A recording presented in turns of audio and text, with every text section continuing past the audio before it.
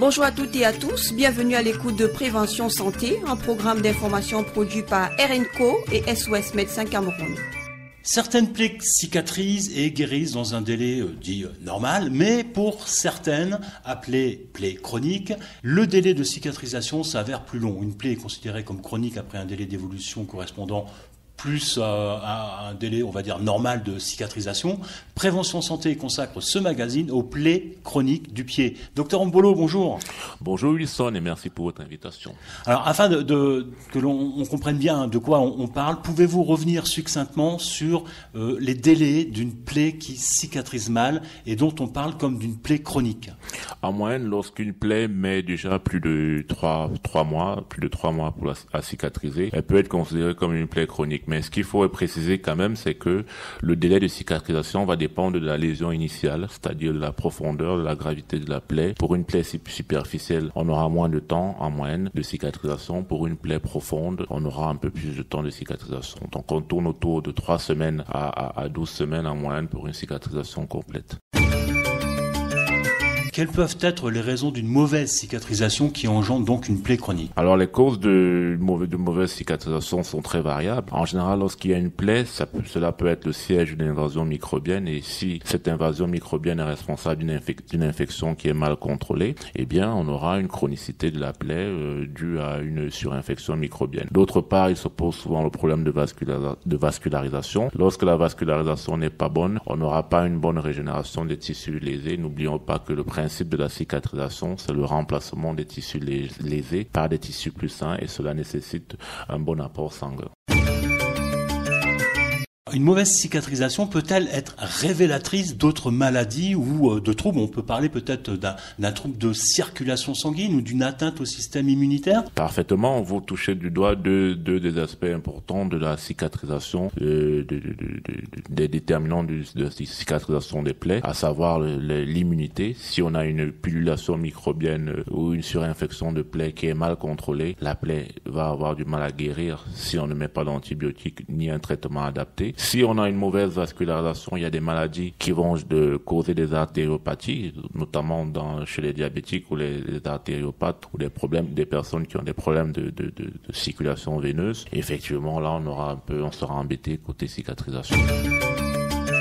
Dans certains cas, on parle de remèdes naturels, comme de tisane de thym, de vinaigre de cidre, de l'argile, vert, pas vert d'ailleurs, et des vertus du poivre également, comme antiseptique. Mais peut-on utiliser efficacement des remèdes dits naturels pour cicatriser une plaie chronique du pied? Oui, effectivement, mais comme je le dis, il faut se rassurer que le terrain est tout à fait propice à la cicatrisation. Une fois qu'on s'est rassuré de cela, on peut utiliser un panel d'astuces pour traiter une plaie. On peut utiliser un cataplasme pour éviter que la plaie soit surinfectée ou qu'elle ne saigne davantage, ou pour créer un pH suffisamment propice à la cicatrisation. A contrario, on peut utiliser des cicatrisants purs, c'est-à-dire des aliments qui sont des plantes qui sont susceptibles d'améliorer la cicatrisation, donc la prolifération des tissus. Et donc, en ce qui concerne d'autres astuces, d'autres médicaments, c'est beaucoup plus ceux qui vont promouvoir une très bonne circulation veineuse.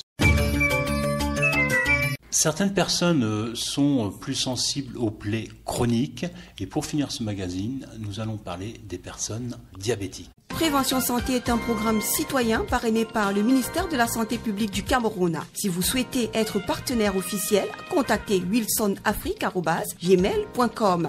Ensemble, valorisons la santé. Chez une personne diabétique, une simple coupure ou égratignure peut entraîner des complications graves. Il semblerait que le métabolisme de l'insuline retardé d'une personne diabétique pourrait être considéré comme l'une des causes profondes de ces retards de cicatrisation. Que pouvez-vous nous en dire? Alors oui, le cas du diabétique est un cas très particulier en ce qui concerne les plaies chroniques. On parle là des personnes qui ont le plus souvent des complications de type neuropathiques de type artériopathique ou de type mixte, c'est-à-dire artériopathique et neuropathique. Et à ce moment, les patients vont avoir un défaut de circulation veineuse, notamment dans les extrémités, ce qui explique que généralement les plaies de pied diabétiques, par exemple, vont avoir tendance à être chroniques.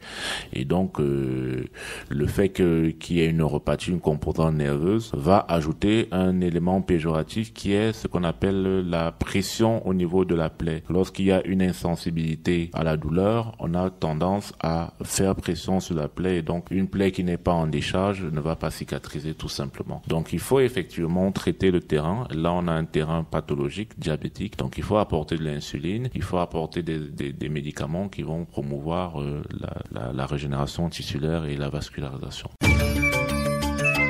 La plus fréquente des plaies diabétiques est l'ulcère du pied diabétique. C'est l'une des causes les plus fréquentes d'amputation, docteur. Oui, c'est un problème de santé publique majeur, l'ulcère du pied diabétique, parce qu'il est responsable d'un taux d'amputation très important. Et cette amputation en elle-même va réduire considérablement l'autonomie des patients et même la survie à moyen terme de ces patients après un épisode d'amputation. Donc, il faut sensibiliser les patients diabétiques sur l'existence des complications neuropathiques ou vasculaires du diabète, sur le respect des mesures hygiéno-diététiques et l'observance au traitement pour éviter les complications, et encore plus sur la surveillance et l'examen et l'auto-examen des pieds, qui est un aspect très important de la prise en charge du diabétique.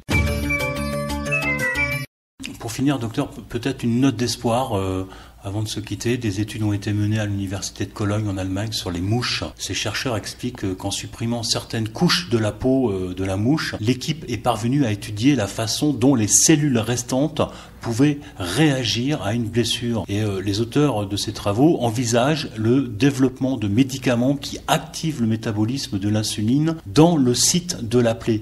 Alors cela date d'il y a 5 ans.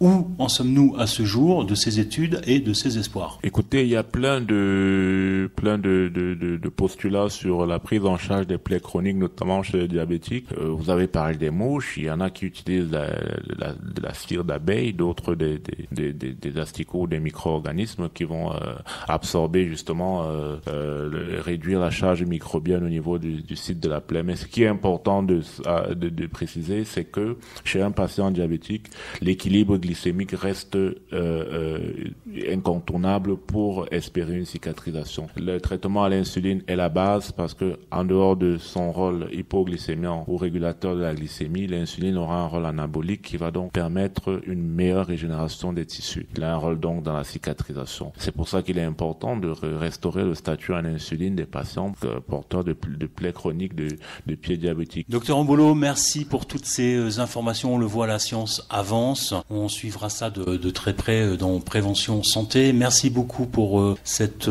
précision concernant donc les plaies chroniques du pied. On se retrouve très prochainement pour un nouveau sujet dans Prévention Santé. Prévention Santé est un programme citoyen parrainé par le ministère de la Santé publique du Cameroun. Si vous souhaitez être partenaire officiel, contactez wilsonafrique@gmail.com.